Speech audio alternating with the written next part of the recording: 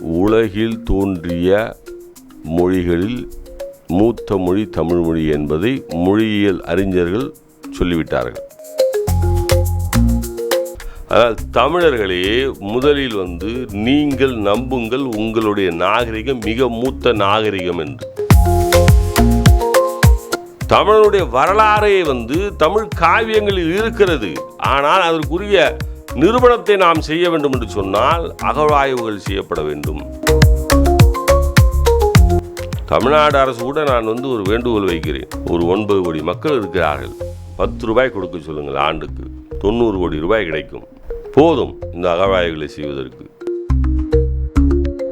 உலகில் தோன்றிய மொழிகளில் மூத்த மொழி தமிழ் மொழி என்பதை மொழியியல் அறிஞர்கள் சொல்லிவிட்டார்கள். மிகப்பெரிய ஆய்வகம், பீட்டா ஆய்வகம். அந்த ஆய்வகம்தான் தொல்லியல் பொருள்களை ஆய்வு செய்து சொல்லக்கூடிய காலங்களை சொல்லக்கூடிய ஒரு மிகப்பெரிய ஆய்வகம். சிவகலையில் கிடைத்த பொருள்களை வைத்து அங்கே இரும்பு பயன்பாடு இருந்திருக்கிறது. அதனுடைய காலம் 5800 ஆண்டுகளுக்கு முன்பாக என்று சொல்லிவிட்டார்கள். உலகத்தில் உள்ள தொல்லியல் அறிஞர்களுக்கெல்லாம் இதை அனுப்பி இந்த ஆய்வகம் இதை சொல்லுகிறதே, இதற்கு பிறகு ஏதாவது இதற்கு முந்தைய இரும்பு கண்டுபிடிக்கப்பட்டிருக்கிறதா எங்காவது என்றால் எங்குமே இல்லை. உலகத்தினுடைய தொல்லியல் ஆய்வாளர்களெல்லாம் சொல்லிவிட்டார்கள். ஆனாலும் நம்மால் ஒத்துக்க மாட்டேங்கிறார். அதனால் தமிழர்களே முதலில் நீங்கள் நம்புங்கள் உங்களுடைய நாகரிகம் மிக மூத்த நாகரிகம் என்று. பட்டினப்பாலை என்கின்ற நூலில் என்னெல்லாம் சொல்லியிருக்கிறதோ அது அத்தனையும் கீழடியில் கொட்டி கிடக்கிறது. தமிழனுடைய வரலாறே தமிழ் காவியங்களில் இருக்கிறது. ஆனால் அதற்குரிய நிரூபணத்தை நாம் செய்ய வேண்டும் என்று சொன்னால் அகழ்வாய்வுகள் செய்யப்பட வேண்டும். தமிழ்நாடு அரசு கூட நான் ஒரு வேண்டுகோள் வைக்கிறேன். ஒரு 9 கோடி மக்கள் இருக்கிறார்கள். 10 ரூபாய் கொடுக்க சொல்லுங்கள். ஆண்டுக்கு 90 கோடி ரூபாய் கிடைக்கும். போதும் இந்த அகழ்வாய்வுகளை செய்வதற்கு. கொடுப்பார்கள், கண்டிப்பாக கொடுப்பார்கள். ஏன் ஜல்லிக்கட்டுக்கு திரண்டு போராட்டம் நடத்தி தமிழனுடைய பாரம்பரியத்தை மீட்டெடுக்கவில்லையா? நமக்கு ஜெர்மன்காரன் சொல்லுகிறான், அமெரிக்காக்காரன் சொல்லுகிறான், ரஷ்யாக்காரன் சொல்லுகிறான், என்ன லத்தீன் அமெரிக்காவில் உள்ள நாடுகள் சொல்லுகிறது, ஏன் ஈரானில் உள்ள ஆய்வாளர்கள் சொல்லுகிறார்கள். இவ்வளவு பேரும் சொன்ன பிறகு இந்தியாவில் சில பேர் சொல்லவில்லையே என்பதற்காக எதற்கு கவலைப்படுகிறீர்கள்? பீட்டா ஆய்வகம் சொல்லிவிட்டது இந்த சிவகலையில் கண்டெடுக்கப்பட்ட இரும்பு 5800 ஆண்டுகளுக்கு முன்பாக. அதை உலகத்தில் உள்ள தொல்லியல் அறிஞர்கள் அத்தனை பேரும் ஒத்துக்கொண்டார்கள். இந்தியாவில் உள்ள 4 பேர் ஒத்துக்கொள்ளவில்லை என்றால் அதை பற்றி நீங்கள் ஏன் கவலைப்படுகிறீர்கள்? அங்கே அதுதான் இவன் தான் ஒத்துக்கொள்ள மாட்டான் என்று தெரிகிறது அல்லவா?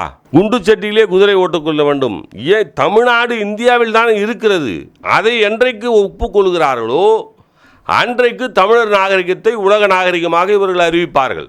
அது தமிழ்நாடு எங்கே? இந்திய வரைபடத்தில் தான் இருக்கிறது. என்னிடம் பாஸ்போர்ட் இருக்கிறது, கடவுச்சீட்டு இருக்கிறது, இந்தியன் பாஸ்போர்ட் என்று தான் இருக்கிறது. தமிழ்நாடு பாஸ்போர்ட் என்று இல்லை.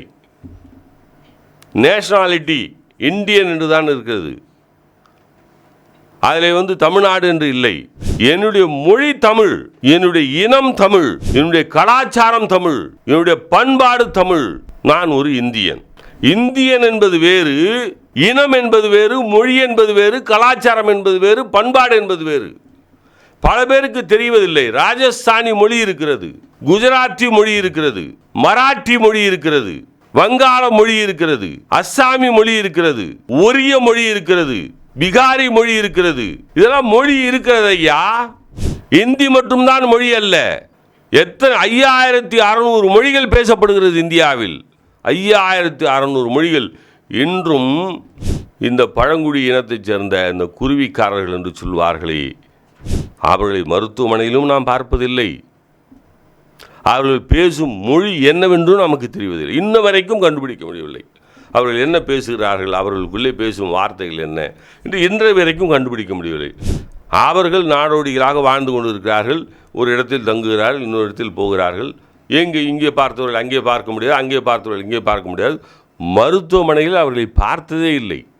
கொரோனா வந்தது, யாராவது ஒருவர் அவர்கள் பாதிக்கப்பட்டு அவர்களை மருத்துவமனையில் பார்த்திருக்கிறோமா?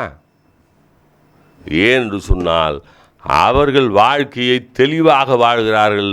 அன்றைக்கு அவர்களுக்கு உணவு கிடைத்தால் போதும், அது அவர்களுடைய உணவாக இருந்தால் போதும்.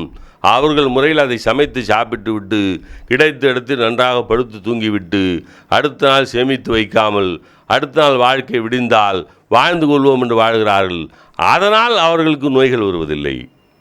மனமது செம்மையானால் மந்திரங்கள் தேவையில்லை என்று சொல்கிறார் திருமூலர். வாழ்க்கையை அப்படி வாழ்ந்து பாருங்கள்.